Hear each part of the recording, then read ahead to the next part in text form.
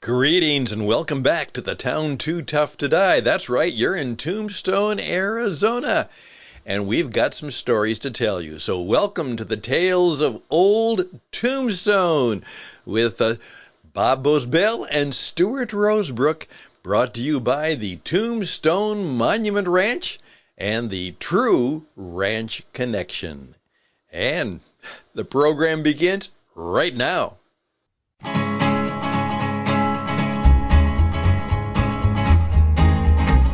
To the town of our free rode a stranger one fine day. Hardly spoke to folks around him, didn't have too much to say. No one dared to ask his business, no one dared to make a slip. The stranger there among them had a big iron on his hip, big iron on his hip. Welcome to Tales of Old Tombstone. We are broadcasting live today from the White Stallion Ranch, part of the True Ranch experience. We want to thank the good folks here for hosting us the last 2 days. We have had a great experience meeting guests here at the White Stallion from around the world, from as far as England. There's a group of women here called the Cactus Cowgirls. They come out here every January to ride and rope and learn the Old West code and renew their friendships out here in Arizona. Sunshine is gorgeous, and it makes me want to get back on a horse and get down here and ride across the Sonoran Desert and out into the saguaros, just like many of my heroes. I think when I was growing up, my dad would sit me down. I was an early riser, and he'd take me into the living room and turn on Channel 5, and if it wasn't a John Wayne movie, it was Roy Rogers, Gene Autry, the Cisco Kid, and the Lone Ranger. And speaking of the Lone Ranger, I'm here with Bob Boze, one of the great heroes. I don't know if I like that introduction. One of the great heroes of the Old West and keeping the legends and lore and the truth of the West, or at least in search of the truth of the West. And in a previous show, we were just talking about Billy the Kid and Wyatt Earp. And it's interesting, as I think about my childhood, when did Wyatt Earp first show up for me? Because my first era of television is in the late 60s and early 70s. And the Hugh O'Brien show with Wyatt Earp was not as prevalent in syndication. And we had the Wild Wild West, with Bob Conrad and the Riflemen, and then it just all depended on who was in control of the syndication of those great Western shows. And then, of course, a lot of those movies in those days, by the late 60s and early 70s, they weren't making Westerns. There was a big group of Westerns that were being made for adults. And my parents weren't letting me go to PG movies yet. And so I think it was a few years later where, maybe I'd catch on TV the shootout at the OK Corral. Of course, probably my first introduction to Wyatt Earp in a film outside of, there was a great junior series of biographies. I could go to the library and read Wyatt Earp, Jim Bridger, Doc Holliday.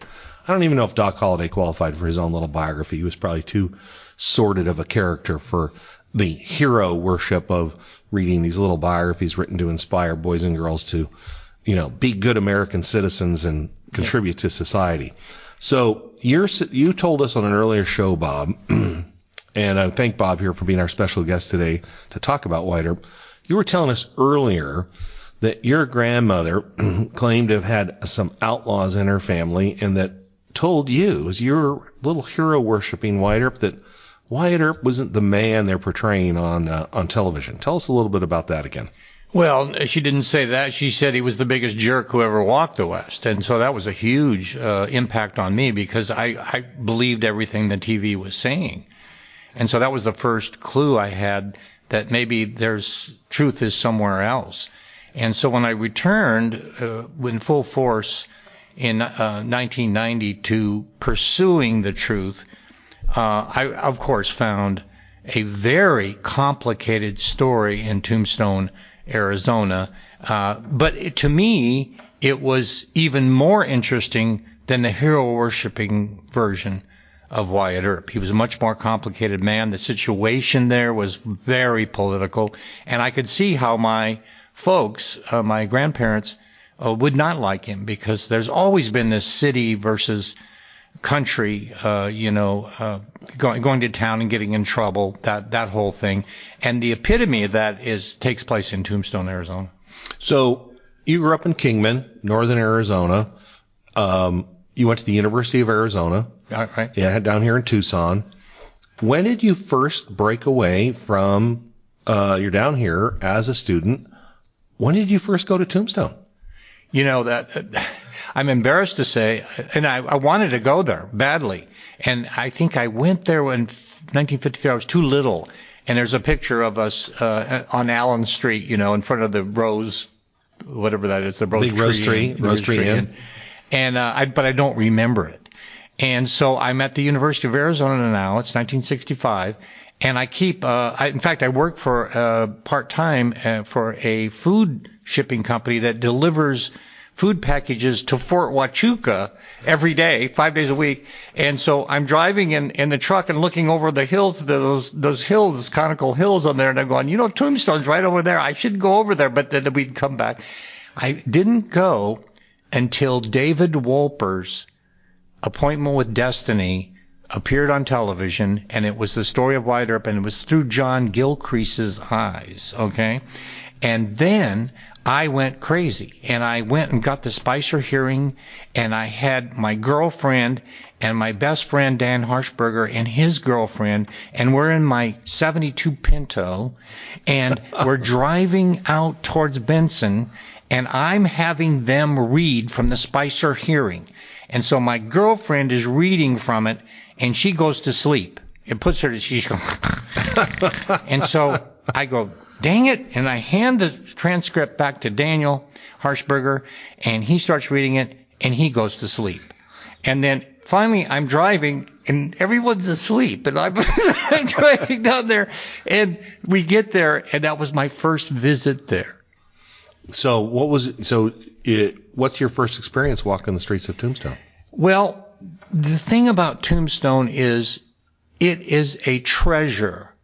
The fact that the mines flooded, and it was a number one, there was capital coming in from Europe. I mean, they had the latest, the restaurants were Tony with oysters, and that's a town that we don't really think about, but it was.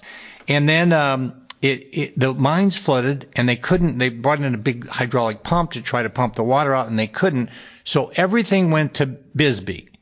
And so the town died and became cocooned.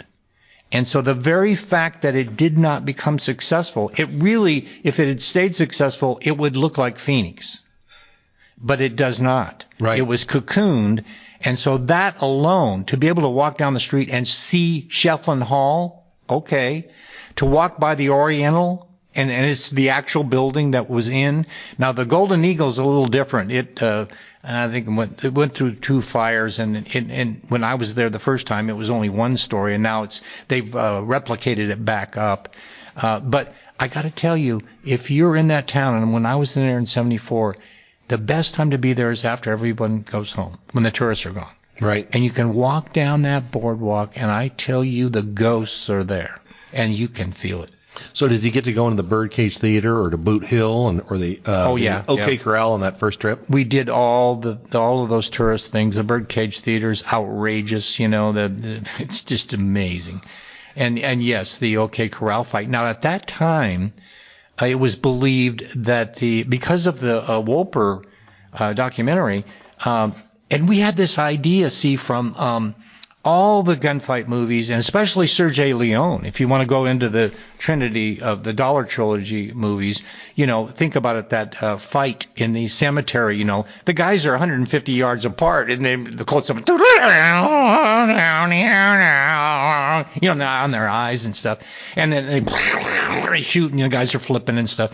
And so that's how it was in the OK Corral. The Harwood House was way out on the corner, and so it was a big, almost a football field looking place. Well, when you do the research on the actual fight, it actually took place between 2 buildings. It's a 15-foot in the beginning of it, it was a misdemeanor arrest gone awry, and they're in an alley. That's the difference. They're behind the OK Corral. They're not in the corral. That is correct. So up to that point, and I think this is a really interesting time period to have gone to Tombstone for the first time, because we know in popular culture you have Doc, Hour of the Gun. You have Hollywood is starting to maybe really do the noir look at and the dark side. People are looking at the outlaws or the bad boy, the anti-hero. Sure. And it's interesting that juxtaposing that with David Walper, because, and I don't know if our listeners remember David Walper's role in television history, and we may remember him for Roots. Prior to that, he actually produced one of my father, Jeb Rosebrook, as a television and film writer, his first major docudrama coming out of his successful documentary series was I Will Fight No More Forever on Chief Joseph. Classic. And it had, I think, a 60 rating. It was sponsored by Xerox. It was a huge hit, and it launched Walper into Roots, Roots 2, and all his successful docudramas that changed television history in the 70s. But it's interesting that you had someone like David Walper who's reading the tea leaves on what's going on socially in America, what's going on in film, and creatively as they're looking at these anti-heroes, and he decides to profile Wyatt Earp with John Gilcrease, which brings me back to our conversation about Walter Noble Burns and Stuart Lake, and you as a 10-year-old, and now you're a college student, who's writing about Wyatt Earp? We know Hollywood is maintaining his legend, but where are historians and writers with Wyatt Earp between 1956 and 1972? I don't know how much was written in that time period about the Earps and the Clantons and the Cowboys. Well, the holy grail for history on Wyatt Earp at that time was John Gilcrease. And he had just opened the Wyatt Earp Museum, which was on Tough Nut Street. And I went in there on my first visit. And he was there, and I didn't know him at the time, and I didn't even know that it was him. And it had all this new material on Wyatt Earp, which we didn't know. So I very quickly realized that he was the guy that I needed to get to if I was going to know the truth about Wyatt Earp. And so I sent him a very nice introduction and said I'd like to meet him. And I got one of the snottiest put-downs. Why would I talk to you? And I almost wept. It was so nasty. Okay, and then, unbelievable, someone sent him one of my cartoons. I would have never thought that my cartoons at New Times would be anything that he would be interested in, and they sent John, as their friend, this cartoon that says, "Isn't this guy funny?" And so then I got a note from John Gilcrease. He didn't remember the letter that he sent me. And he said, "Hey, you sound like a really kind of cool cat. Well, if you're ever down in Tucson, look me up." So I drove to Tucson. We went to Ye Old Lantern. And I learned something very quickly. You got to think on your feet, guys. And so we're there at Ye Old Lantern. And so I would start to talk about Wyatt Earp. And he would bellow. He would just go, "You don't want to know about it. He's not the man you thought he was." I would go, "Man, don't go down that road," So then I figured out very quickly by the entree. I figured out, ask him about something else, and then he'll get to Wyatt Earp. So I would say, "Well, how was the voting in Cochise County at that?" Just pull these things out of my, what. And he would go, and when Wyatt Earp, then he would segue into Wyatt Earp. And so I was able to get some really valuable information from him about who the real Wyatt Earp was. And so that really opened the door for me. Well, at this point, Bob, we're going to take a short break and thank our friends here at the White Stallion and the Tombstone Monument Ranch.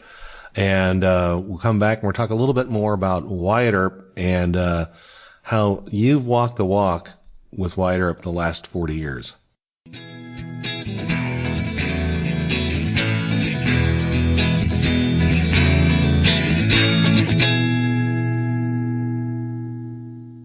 Thank you, Stuart. Thank you, Bob. My goodness, we are really having the story time today, aren't we? And I imagine part 2 is going to take us back to Tombstone and perhaps to that OK Corral. Let's see what we're going to learn about that. This is a part of a new adventure, Tales of Old Tombstone, and we trust that you'll enjoy it and recommend us to others. And this is brought to you by the Cowboy Spirit USA Radio Network. And we cooperate and have good friends and good sponsors, so we want to encourage you to come to Tombstone and experience all that is there. And in particular, let's ask you this question. Have you ever dreamed of going to Tombstone, Arizona, and then riding the range and learning to herd and drive cattle on a real working ranch? Now, wouldn't that be a unique adventure? Well, the true ranch cowboys and cowgirls right here in Tombstone at Tombstone Monument Guest Ranch, which is a part of the True Ranch Collection, are waiting to welcome you to a real premier Western dude ranch experience just outside Tombstone, right here, the town too tough to die. So let me encourage you right now, okay, while you're thinking about it and saying, maybe we should do something different this year, okay? Go to tombstonemonumentranch.com. Once again, that's Tombstone Monument Ranch, put it all together, .com. Or why don't you talk to them in person? They'd be glad to do that, and they'll tell you more stories of Tombstone and the opportunities available for a unique experience. 520-457-7299. Okay, once again, here we go. Carefully now, 520-457-7299. And now, we're going to hear the rest of the story.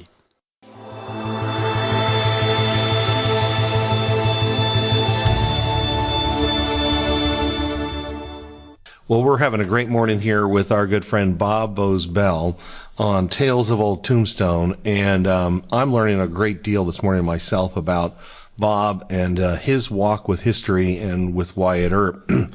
I'm really curious, Bob, when after you we were just talking about you meeting John Gilcrease, what did you take away from John that day that you were going to do differently, or was there something that you were going to emulate after meeting this, at that time, maybe the greatest living author on biographer of Wyatt Earp in the early 1970s? Well, he's very controversial, as you know, and there are many people. In fact, that gave rise to Glenn Boyer, who was on the opposite side. They hated each other. And then I became friends with some of the people in California, Jeff Morey being number one of them. And of course, John Gilcrease hated them, and Boyer called them the Peter Pan Patrol, which was their light in the loafers, if you want to know where that, metaphor is going. And so they all hated each other. And as a matter of fact, Jeff Morey was at my house, and we were talking, and John Gilcrease called me, and I made the mistake of saying that Jeff was there. And I don't think I received a phone call from him after that. I mean, that's how dramatic the factions are in this story. But here's a couple of things that I learned from all of them, Jeff probably being the most prominent, because Jeff spent his whole life studying this, which led to the movie Tombstone, because Kevin Jarre, who wrote that movie, used Jeff Morey as his source. Okay, so that's where this is going. But here's a part of the OK Corral fight, which I think most people miss. You know how in the movies, the Earps are walking down the street, and this is true of Tombstone itself, and people are walking by them, and they don't know what's going on, and they're walking when there's a building burning, and they're walking, to destiny, and the town's oblivious. No, it was the opposite. This is like a schoolyard fight. Oh, you got to go. The Earps are down there. The cowboys are going. There was 200 people gathered at the intersection of Fifth and Allen. Okay, in front of Brown's Hotel, and everybody's running down to where the cowboy. Hey, they're up there. They're coming down.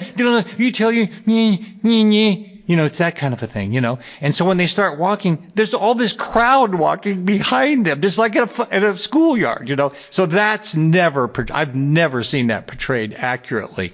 And there's so many parts of this, they turn the corner, and the most famous part of the walk, they're walking four abreast, and then they see down there. Now, this is the linchpin to this story is this. Ike Clanton, and he met the cowboys, and they're standing next to the boarding house where Doc Holliday is staying with Big Nose Kate. Right. She watched the fight through the window where they're staying. This did not make Doc Holliday very happy, okay, that they're waiting at his house to kill him, okay?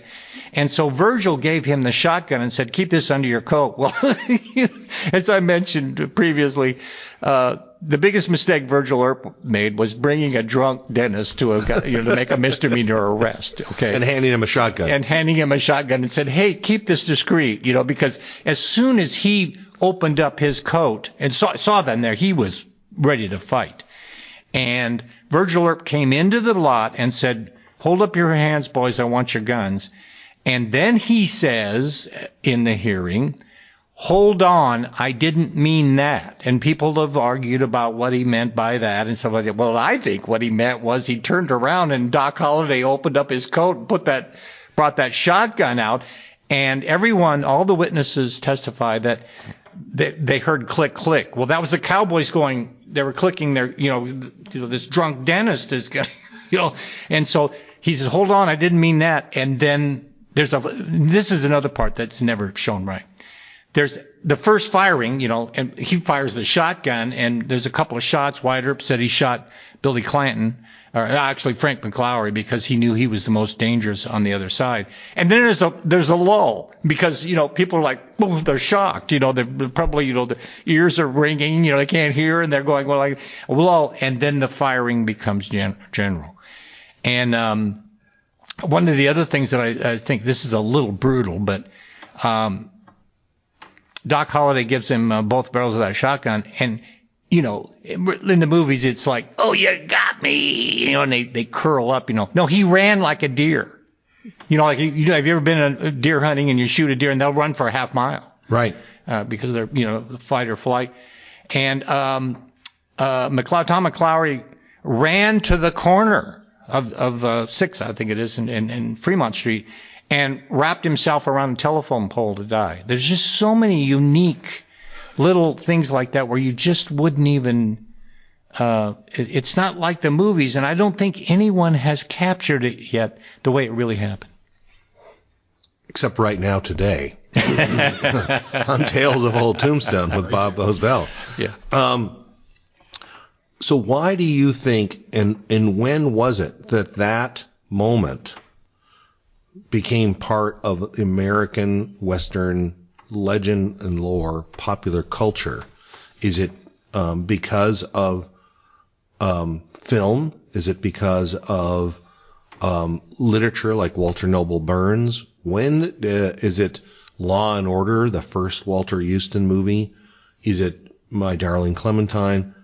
Where does it gain energy that brings us all the way to 1993 and the competing films of Tombstone and Wyatt Earp, which of course, when you have two major film stars and two major studios producing film that are distributed worldwide, it's like Stetson and Justin Boots and, how does that get perpetuated, and to a point though that we have a group of writers and historians that are still debating the details today and emotionally tied to these details, and you found yourself in the middle of that during this same time period, the last 30 years.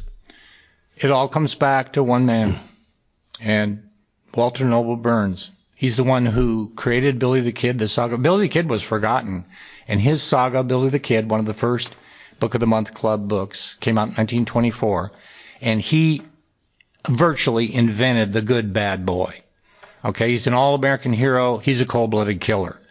And it's like a car battery. You have to have a positive and a negative, and if you don't have one, the car doesn't start. Okay, and so he created that good bad boy, and I think you can draw a direct line between him and James Dean and Elvis Presley and Kurt Cobain. Mm-hmm. There it is, right there. He, Walter Noble Burns, created that story, which is there's 65, I think it's 67 now, movies on Billy the Kid. Right.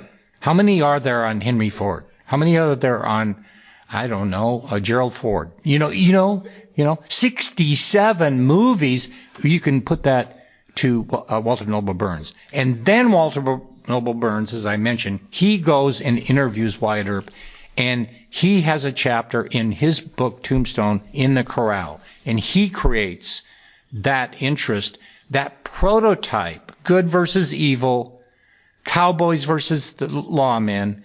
He creates that, and that's why the movies in 1993 are made, okay, because of, and by the way, John Gilcrease, who I mentioned, he discovered with Frank Waters that Wyatt Earp's second wife died of a laudanum overdose in Pinal, Arizona. And they published that in 62, and they said there'll never be another movie on Wyatt Earp because he's been relegated to the dustbin of history. Well, what John Gilcrease didn't realize is that the 60s created hippies, and that when you have a second wife that commits suicide of a drug overdose and is having an affair with his enemies, John Behan, okay, that's a story from Sun City West. I mean, that's a modern story, and that's what the 1993 versions came out. They said he would never be a hero again. Well, yes, he will not be that kind of a hero, but now he's this flawed human being who is still cool because courage never goes out of style. Right. And neither does Torn Between Lovers. Yeah. And years ago, I was in working with a professor at ASU, Louis Tams, and he had he was teaching a class on the West in Arizona, and he had all of the students read Zane Grey. And one of the conclusions of the students was, there is always a love interest. I thought this is a Western, but there's always a girlfriend. There's always a love interest in every Western. And I think the magic of Tombstone is the love story, which, of course, we were talking the other day, the love story between Wyatt Earp and his and Sadie, or Josie Earp, who is with another man. Yeah. And the two of them come together. And I think through Hollywood and authors who have continued to mine his story is that there's more to Wyatt Earp than just a gunfighter. Yep. It's a fabulous classic story, and we have one man to thank for that, a writer. Walter Noble Burns. Well, Bob, what is your next? What's the next Western hero that you want to write about, or anti-hero that has come to fame in the last 50 years? Is there a great Western hero that you're working on writing about right now? Last May I had the privilege of flying to Kansas City and being picked up by Mark Lee Gardner, who's a preeminent author who wrote To Hell on a Fast Horse, and also Shot All to Hell, which is about the Jesse James gang in Northfield. And he, Mark Lee, gave me a personal tour of Missouri. I'd never been. And I discovered, going to all the sites where we went to the Jesse James farm, the James farm, and we went to St. Joe where he was killed. We went to all the sites in between. And what I realized, which I did not realize before, is the entire vision, the entire look of the Western gunfighter comes from the Missouri bushwhackers. Those young farmers who wore not just 2 pistols, they often wore 6 pistols because they were horseback, and they're like 15 years old. And so when they would meet the Union troops and fight it out, they often won because they had these repeating pistols on this gun belt, and it's so brutal.